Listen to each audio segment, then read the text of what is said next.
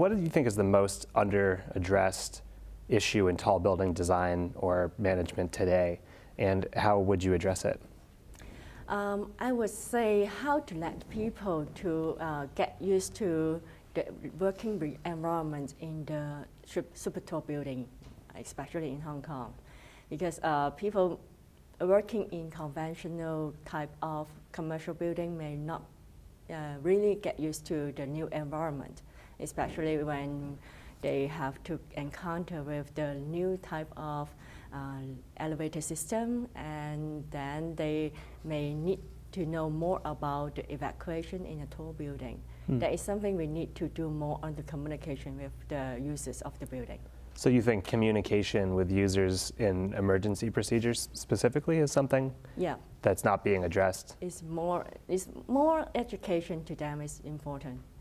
Because they may not really aware what to do in case of emergency, or don't really realize the rationale behind the lift program.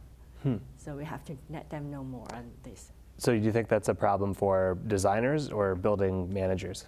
Not really a problem, but we have to let people know what is the design or how it works, so that they can really understand more on the system, on the design.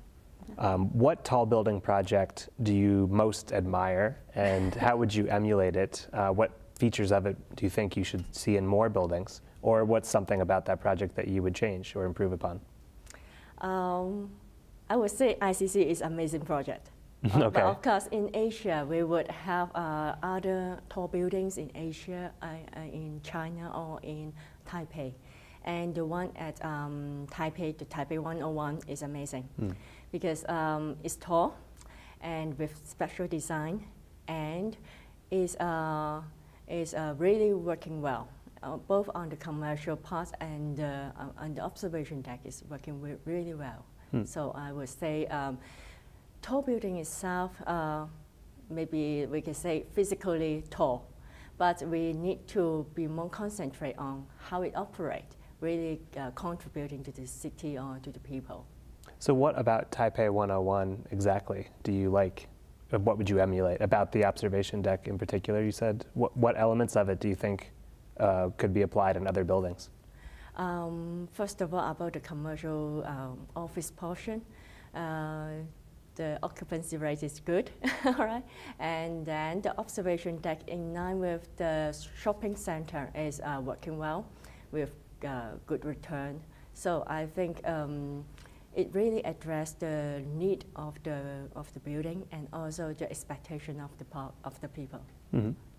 Okay, let's talk about the International Commerce Center. So as data centers and trading firms and other high-tech offices become more common around the world, what are some building management principles or ideas that you've come up with or cultivated at ICC that you think would be, should be shared? All right. In this respect, I would say about energy saving and business continuity.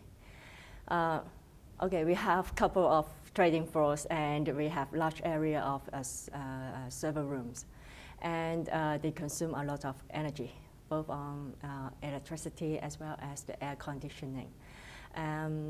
What we have to do is, of course, we need to provide very stable working environment for our tenants, and on the other hand, we do need to be responsible to our environment, and every unit of energy used has to be worth to use. So we have a really comprehensive plan on energy saving, and we did well in 2013 and 2012 in compare. And on the other hand, about the business continuity. Every second is a business in this building. We cannot lose any of the utility inside the building because of business. So we have our own business continuity plan in case of power interruption, water interruption, or in case of fire or bomb threat whatsoever. We do have a plan in hand, and this plan is being communicated with our tenants, because we have to let them know what is the plan and what they have to do in this kind of instance. is very important in protection to their business. On the energy saving side specifically, what are some of the most innovative or surprising or interesting techniques that the building uses to save energy, water, other resources? All right. We concentrate on three aspects. One is the lifts and escalators. Of course, we run 24 hours a day because of the business of our tenants. But in some period of time during the day or in the night time, there may be less people in the building. Then we will suspend part of the elevators and escalators. On one hand to save energy, and on the other hand to maintain the operation of the building for the users. And on the other hand is about air conditioning. We do have a lot of review and analysis on the use of chiller plant. We have a huge scale of chiller plant, and it consumes water and electricity all the time, and the amount is huge.